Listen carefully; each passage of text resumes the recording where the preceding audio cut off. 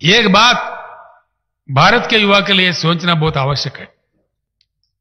आज जो बजट पेश हुआ है, बजट में जो कुछ भी कहा गया है सरासर झूठ है, धोखा है। भारत सरकार जो दलितों के लिए, जो गिरिजन के लिए, आदिवासी के लिए जो बजट रखा है, उनका पॉपुलेशन है करीब 40 करोड़, उसके लिए बजट रखा है 12,800 करोड़। ये दलित का सरकार है? ये ट्राइबल का सरकार है? ये दलित द्रोही है, गिरिजन द्रोही है, ट्राइबल द्रोही है। गरीबों से इनको कोई मतलब नहीं है। हकीकत यह है कि हमारा देश गरीब नहीं है। आज सिंगापुर में क्या है? कुछ भी नहीं है, कोई रिसोर्स नहीं है, लेकिन वहां के सरकार को दिमाग है। यहां हमारे देश में सब कुछ है, लेकिन हमारे सरकार के पास दिमाग नहीं है। इसीलिए हम तरस रहे, इसलिए हम पिछड़े हैं। देश पिछड़े नहीं है, सरकार के सोच में पिछड़ापन है, सरकार के सोच में बैंकरप्टेसी है। और ये दोनों नेशनल पार्टी जो कहलाते हैं अपने आप को, कांग्रेस और भाजपा, दोनों ने भी फेल हो गया। Attar flop government. इनसे कुछ नहीं होगा। नरेंद्र मोदी जी का 10 साल के लिए जो वोट मिला उनको, 2 टर्म्स के लिए, आज जो बजट उन्होंने सत्र में लाया है, यह 8वां साल का बजट है, यानी कि 80% का उनका टाइम खत्म है। अब उनका रंग क्या है मालूम हो गया देश को। इनसे कुछ नहीं होता, बिल्कुल। मैं बताता हूं भारत के युवा को, इस भाजपा सरकार को उखाड़ के बंगाल खाड़ी में फेंक देना चाहिए। तब तक ये देश आगे नहीं बढ़ेगा, संभावित विकास नहीं होगा, बिल्कुल नहीं होगा। ये देश हमारा नहीं है, आप लोगों का है, नौजवानों का है। और ये देश आजादी पाके 75 साल गुजर गए। 75 साल की आजादी के बाद पीने का पानी का किल्लत है, खेती के लिए पानी नहीं मिलता है। क्या हमारे देश में पानी की उपलब्धि नहीं है? पानी की उपलब्धि है। सेंट्रल वाटर कमीशन के हिसाब के मुताबिक 65,000 टीएमसी पानी की उपलब्धि है। क्यों यूज नहीं कर रहे? देश में जो पॉलिसी इंप्लीमेंट किया जा रहा है पानी का, वो बहुत बैड पॉलिसी है, इसको बदलना चाहिए। 66% देश अंधेरा में है। क्या हमारे देश में बिजली नहीं है? करंट नहीं है?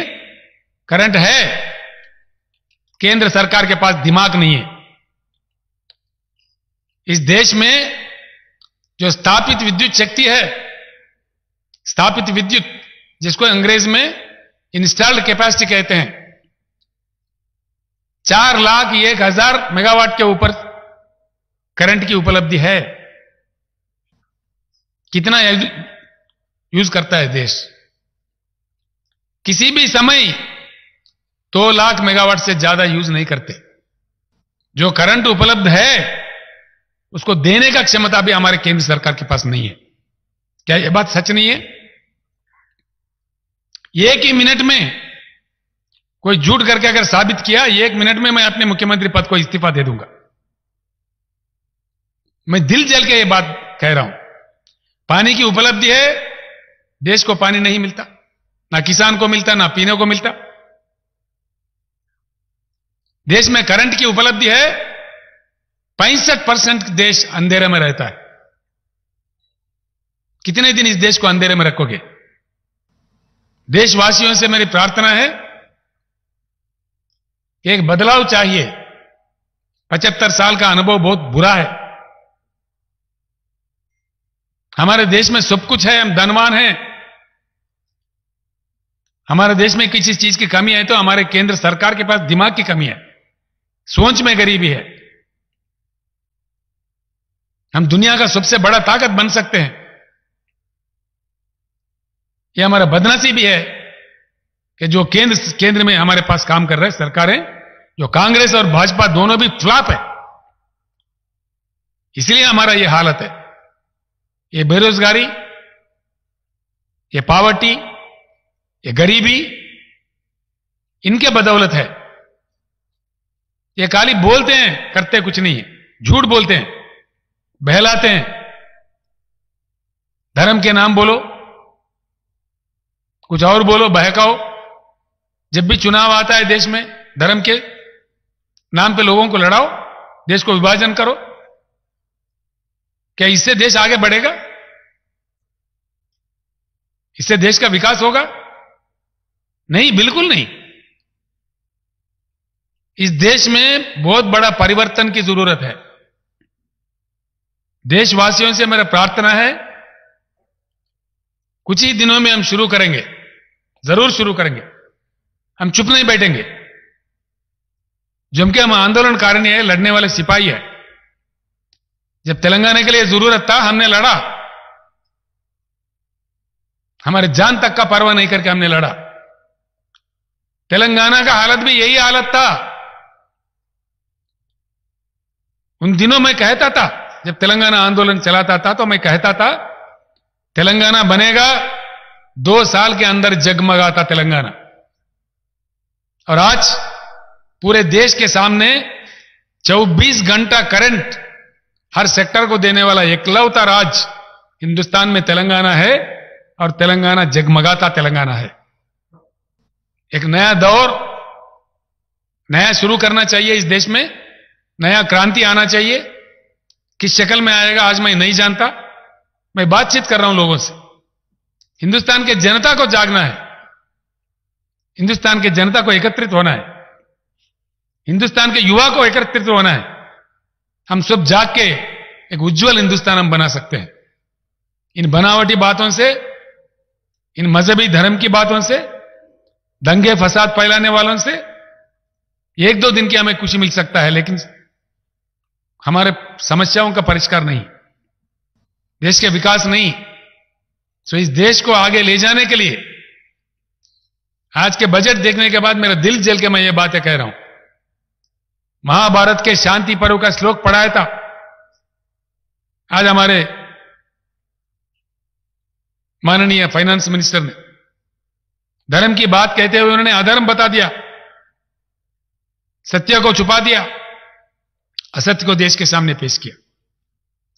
तो इसीलिए मैं देशवासियों को भी प्रणाम करके अपील करता हूं, एक बहुत बड़ी क्रांति की इस देश में जरूरत है। बहुत बड़ी परिवर्तन की जरूरत है। इस माहौल को बदलना चाहिए। जिन चीजों का उपलब्धियां हैं, जो भगवान ने या नेचर ने हमको दिया है, उसको पूरी तरह से इस्तेमाल करना चाहिए। आगे चलकर मैं बताता हूं, देश के लिए हम काम करने के लिए निकल रहे हैं। हां, बिल्कुल काम करेंगे, इसमें कोई शक नहीं है। कोई किसी ने टेका नहीं लिया है देश के लिए। देश का हर देशवासी काम कर सकता है देश के लिए। तो इसीलिए I appeal to the people of India, after seeing the budget of today, I am totally upset.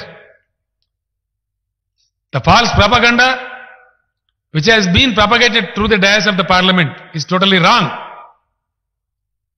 Totally wrong. The government of India has no respect for the farmers, no respect for the poor. They are least interested for the welfare of the poor of the country. The budget what they have proposed for the SC, STs of this nation is only 12,800 crores, whereas the population of SC, STs in India is about 40 crores. Is it enough for the welfare of the SC and ST? Government of India has very badly neglected the poorer sections of the country, the farmers of the country. Government of India has never bothered to increase the health budget in spite of coronavirus, the havoc played by corona. The entire world has awakened, but not Government of India.